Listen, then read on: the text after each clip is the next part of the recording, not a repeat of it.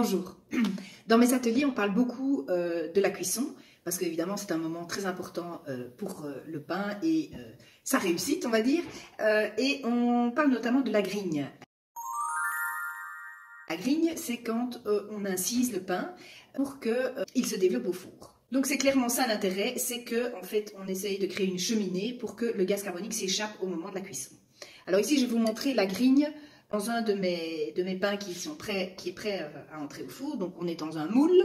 Donc, la grigne, je la fais avec une petite grignette, qui est un ustensile voilà, qui est assez répandu dans les magasins de cuisine, qui ne coûte pas très cher et qui est très utile quand on veut faire son pain à la maison.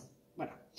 Vous pouvez utiliser une lame de rasoir ou un couteau, mais c'est moins pratique parce que voilà, c'est pas vraiment fait pour. Voilà. Ici, on est vraiment dans un ustensile dédié aux grignes des pains. Voilà. Alors, moi je trempe dans l'eau, mais bon voilà, c'est pas vraiment nécessaire pour que ça accroche moins. Et puis, je vais profondément dans mon bâton. Vous voyez, enfin vous entendez, je vais faire dans celui-ci aussi. On entend que je touche le fond du moule. Après, moi j'ai une pâte très hydratée. Et donc, j'essaie d'aller profondément dans le bâton parce que sinon, ça va se refermer au moment de la cuisson. Mais dans votre pain maison, si vous avez une pâte plus dure, vous n'êtes pas obligé d'aller si bas jusqu'au fond du moule. Voilà. D'autres conseils pour bientôt. Au revoir.